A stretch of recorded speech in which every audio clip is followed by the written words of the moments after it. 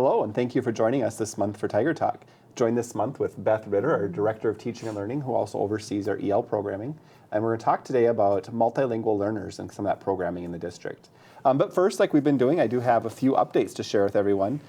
First information piece I want to share is that school will dismiss on Friday, December 22nd at noon, and will remain closed through Monday, January 1st. So classes will resume again on January 2nd. So again, on the 22nd, we close at noon, and we open again on January 2nd for the holiday break. Been a really busy month in the school district and all the sites, just lots of things going on. All of our winter activities are in full swing, and just it seems like every month is busier maybe than the one before, but this December is especially busy in each of the buildings. Last week, we hosted a business after-hours event at our new CTI Center. That was a lot of fun. We got to celebrate the new location, the expanded programming, and just everything going on in Marshall Public Schools related to CTE education. Taher, our food service, was generous enough to donate food for the event, and we partnered with the Chamber to host this as a business after-hours event. We had a really great turnout. Well over 100 people showed up for the event, looking at everything taking place in that location. We were able to connect with not only students, families, and district staff, but also with business partners who have been a big part of this piece supporting our career and technical education in the schools. We want to take time from that event and just even after thanking supporters as we're opening the doors to the community and looking at ongoing partnerships throughout the district with our CTE programming. Little Cubs Preschool, it's been busy there. Their classrooms are adorned with candy canes and gingerbread houses as that age group is getting ready to go on the big break. Some special classroom projects are taking place. And on December 22nd, just before break, we're having an all-school assembly at Parkside with the littlest learners, so that will be a fun afternoon there. Our registration opens on December 20th for the winter and spring ECFE classes, so families with little ones looking for some of those, check the Marshall Community Services brochure for more information about the classes that are offered in this next session. Across our elementary schools in particular, our literacy program, we're using DIBELS. This is our second year using DIBELS. It stands for Dynamic Indicators of our Basic Early Literacy Skills. And it's an assessment that helps us identify students that need some extra support with their reading, learning to read and tracking progress, determining next steps and interventions that need to take place. The assessment is given 3 times a year, beginning of the year, middle of the year, and end of the year.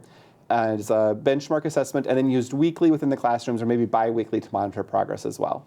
We're getting ready to administer the middle of the year benchmark here in December and have observed a lot of growth in the past. We're certainly anticipating as we get these results back in for this mid-year to see additional growth taking place and will help us plan our programming for the remainder of the school year. At Parkside, November 13th through 17th, we celebrated Kindness Week. Each classroom encouraged students to show ways to be kind. We had some dress-up days, and students got kindness tickets. I know that's always a fun week at Parkside as we talk about just being kind, some of those very basic skills that we teach our youngest learners in the classrooms. At Southfield Elementary, we talked last month about 3rd grade book battles taking place. 4th grade book battles are now taking place. They're going to be Thursday the 21st. There's going to be an assembly in the cafeteria with all the 4th grade students to be part of that. Just a fun way to get our students to dive into books that they might not otherwise choose on their own to read. And then a little competitive nature with it too, to make it like a game for the kids. So it's always a fun event for our Southview students.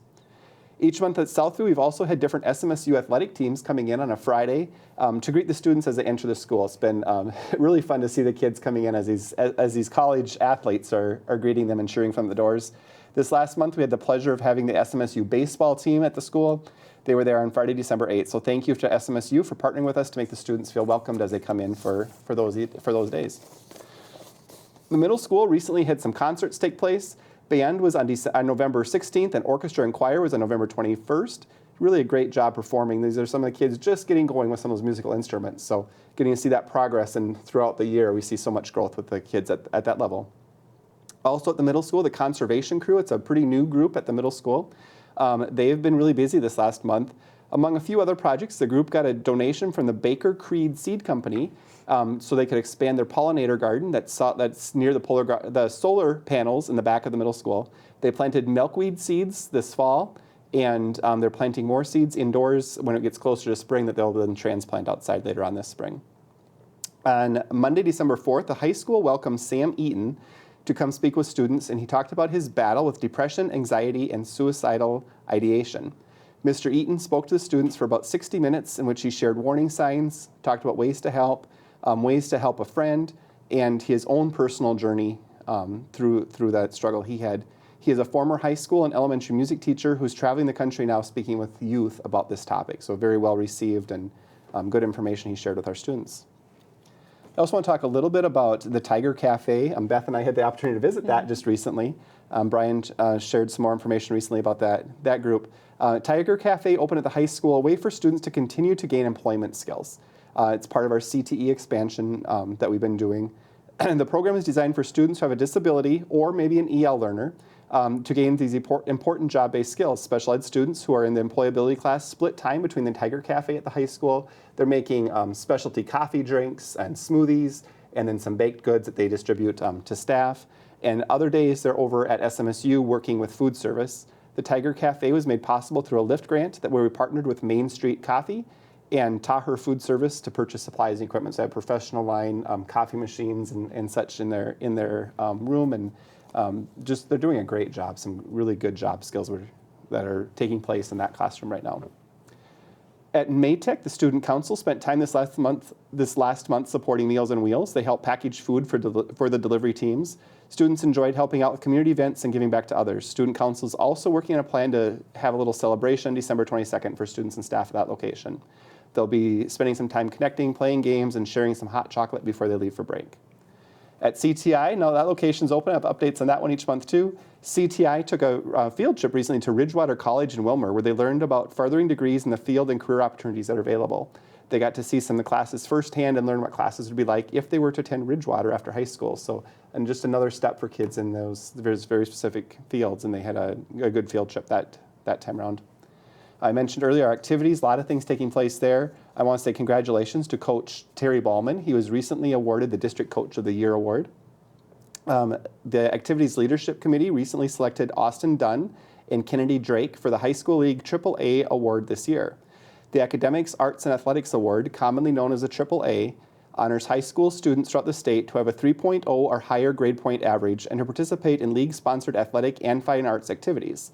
Both Kennedy and Austin are very deserving of this award. Both are leaders in the classroom and in their respective activities.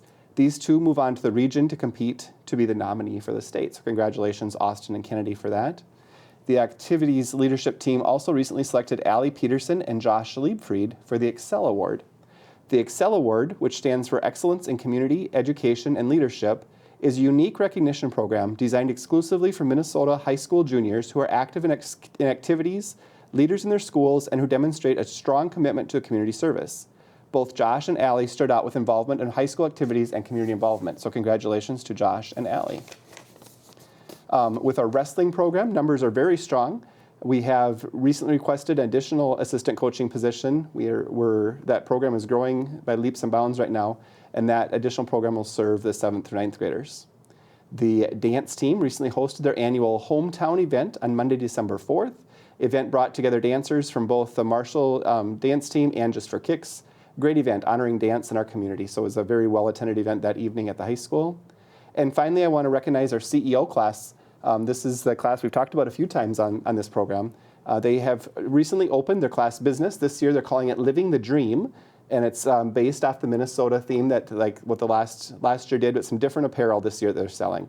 I encourage you to check them out on Facebook. Just search for Living the Dream CEO, or Instagram with the same search, Living the Dream CEO. You can also see their products and order them online at livingthedreamdesign.com.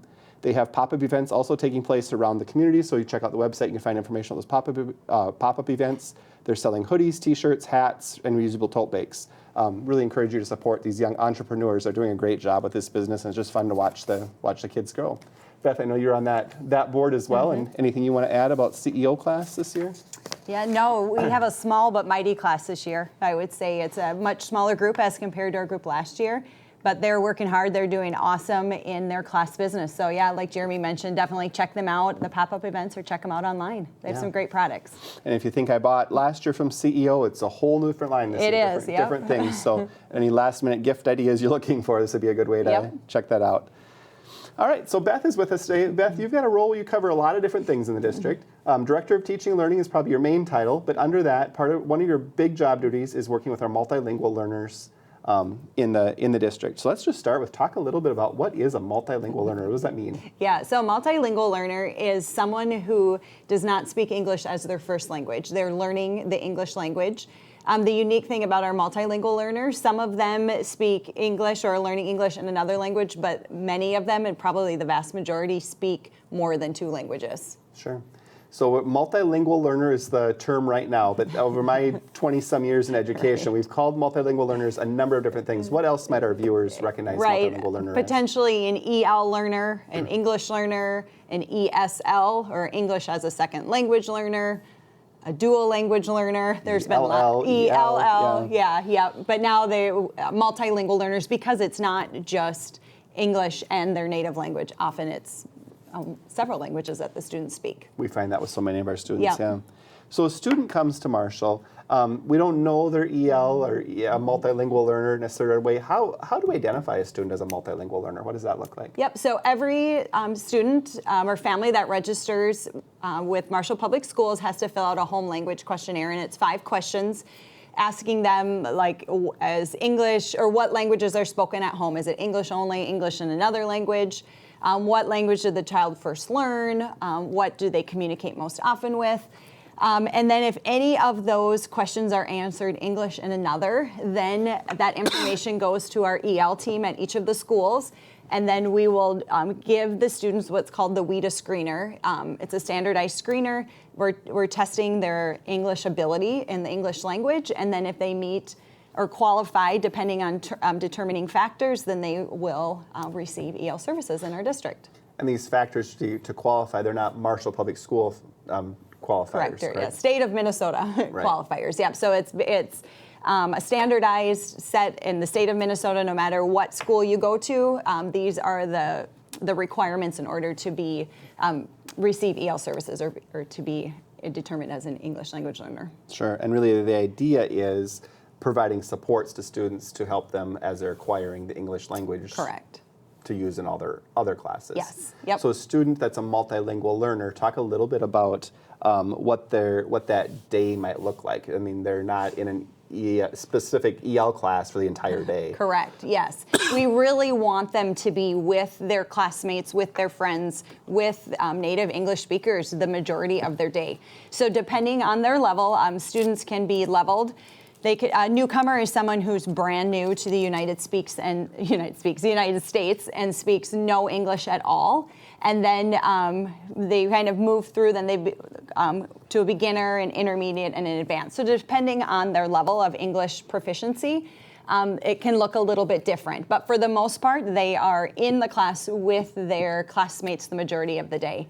At the elementary levels, we do offer pull-out services where the students will come out anywhere from, I would say, 20 to a maximum of 30 minutes a day, where they're pull out and they work in small groups to work on specific needs with the EL teacher. At the middle and high school level, it is, again, based on the need. They might be pulled out for half a block or not pulled out, but in a half a block or a full block of classes as well. Depending on how much extra support they need. Yes, and correct. I think we've learned certainly that you acquire the language so much quicker when you're fully immersed in it. You know, think about, I mean, we both studied Spanish in high school and college, and that full immersion is where so much language acquisition takes place. So the longer the students are here, the stronger their English skills become. How long might a student be considered a multilingual learner? Because at some point you're no longer a multilingual learner because now you know English. Right. On average, the state says it takes approximately 5 to 7 years to then be, to be, I wouldn't say fluent, but not necessarily need the additional support. And then they meet exit criteria set by the state of Minnesota as well to exit out of the program. So they can completely exit from the program? They can, yep. Some students will see exit in 4 years, 5 years. It totally depends. Some students take a little bit longer, some are a little bit quicker. It also depends if they're in their native country, if they received any type of schooling, because that, of course, helps them as well. Sure, and we see a variety of different experiences before they come to Marshall. Some students are coming to us from another school in Minnesota or another school in the country, and some students are coming to us directly from a foreign country where maybe they've never been exposed to English at all before, so that makes sense. So I'm assuming if the students come to our school not speaking English, the families probably don't speak English. Right. So I think about all the communications that come home with my kids from school, the different handouts that come, the different phone calls I get, and the emails I get, and just conferences with teachers. How do you communicate, or how do we communicate with these students or their families don't speak English. Right. So we are fortunate enough to have parent-student connectors on staff at Marshall Public Schools, and they really are that connection between home life and school and really help with the interpreting and the translating of whatever it may be. We have 2 parent-student connectors that speak Spanish, 2 that speak Karen, and then 1 that speaks Somali, and they are a great help.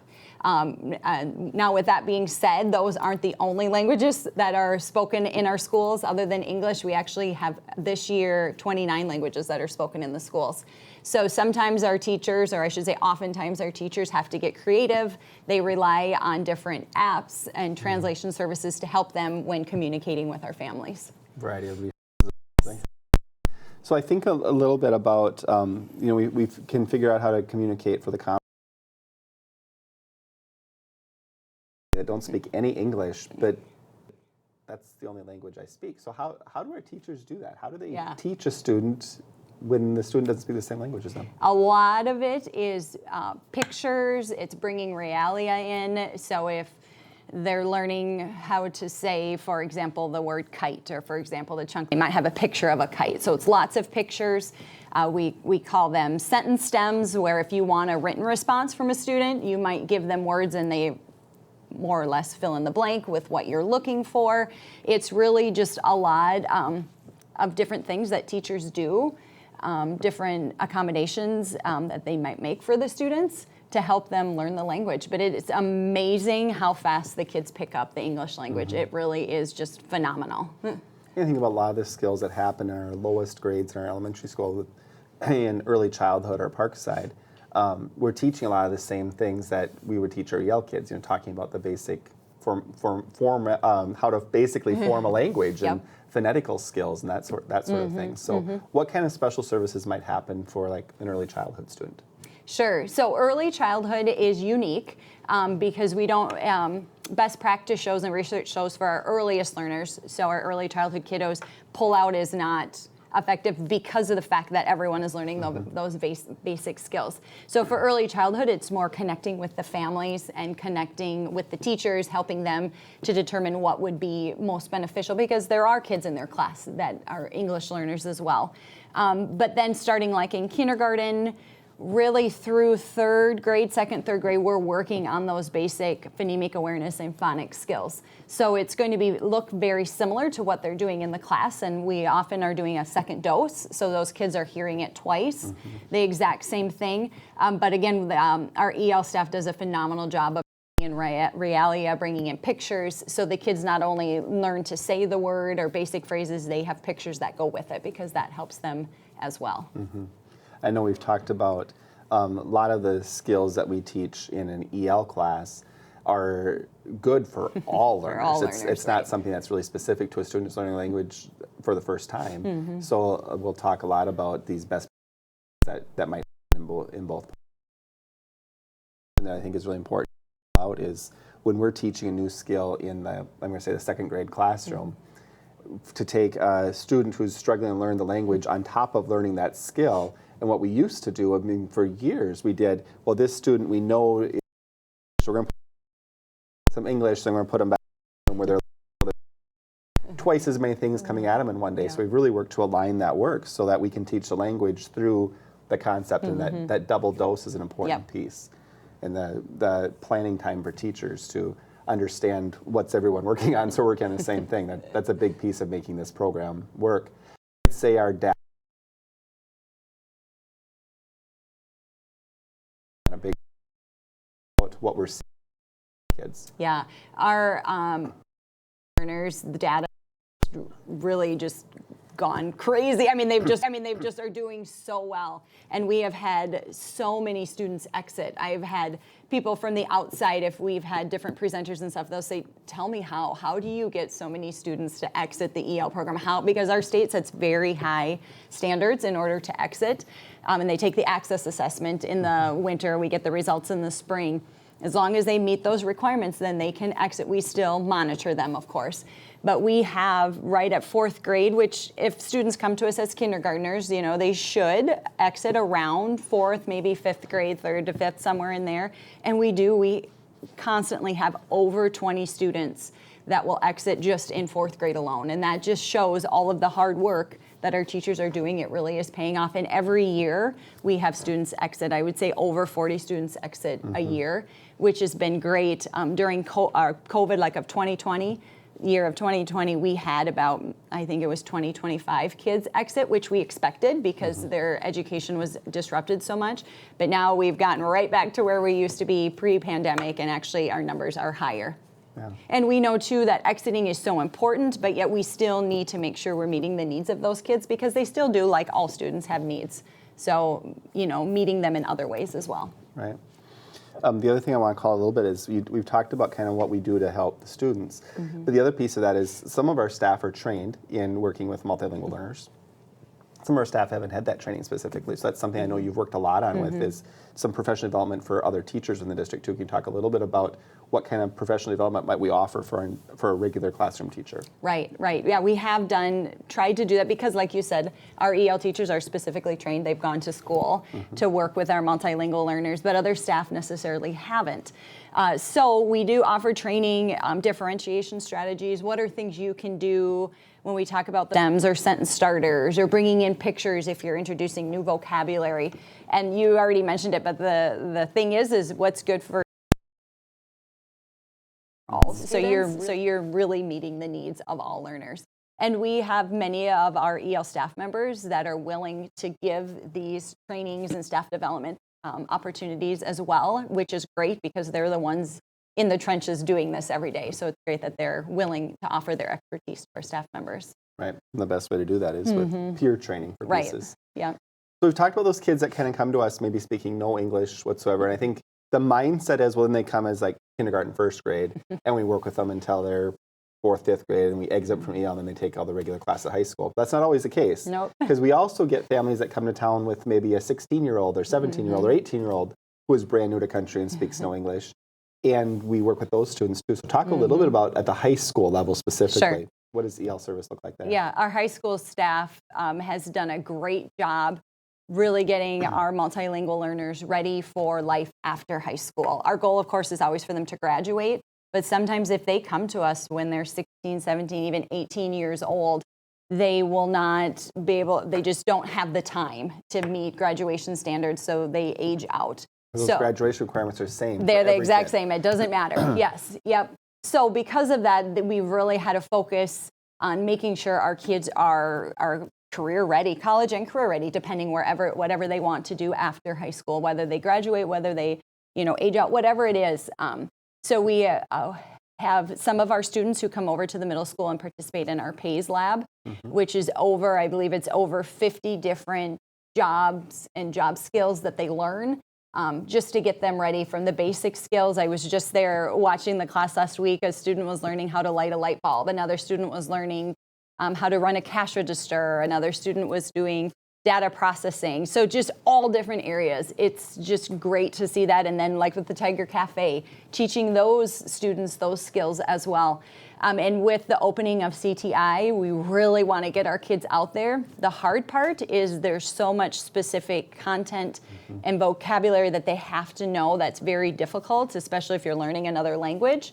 So we have a couple of our teachers starting 3rd quarter, one 4th grade, they're going to co-teach like an intro to auto mechanics class, and another one an intro to welding class. So get our kids the basic skills.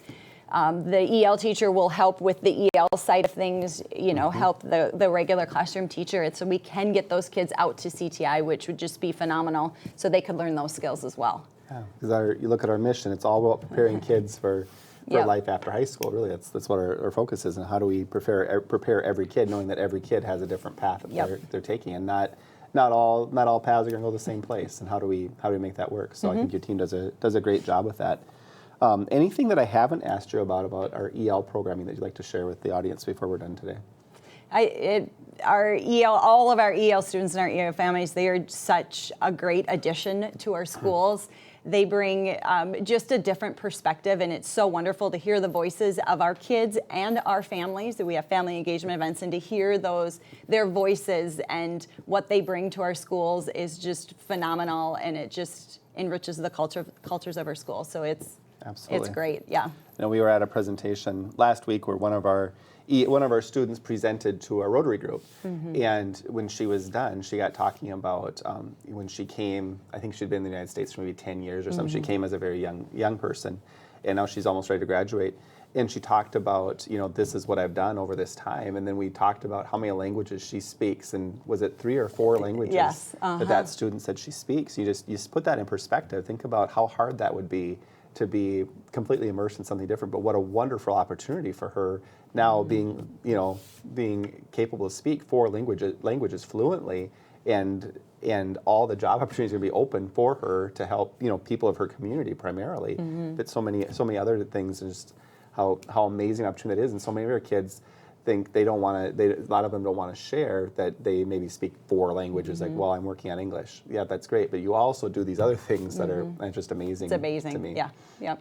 One thing we didn't talk about before we wrap up too is how many EL students we have in the district. Oh, yes. I'll put you on the spot. Do you Right. remember? I don't know the exact number. It depends on the day, but usually it's right around 400 students. I believe we have a little more than 400 right now, but yeah. So we do have a high number. Many people are surprised at the number of multilingual learners, but it's always right around 400 students. So it's certainly a big piece of the demographic of Marshall Public Schools to have those students, and that's across all of our buildings, obviously, Yep. and immersed in with all the regular classrooms and such too. But the amount of support and stuff that we can prepare and have 400 is a nice number. We can have more programming things available at that level. Right. So, Yep. well, thank you for coming and joining us today for Tiger Talk and talking about multilingual learners and how that programming works in Marshall. I know it's something that we get questions about frequently, so I appreciate you doing that for us. And I appreciate all of you watching this month. Look forward to seeing you again in the next year.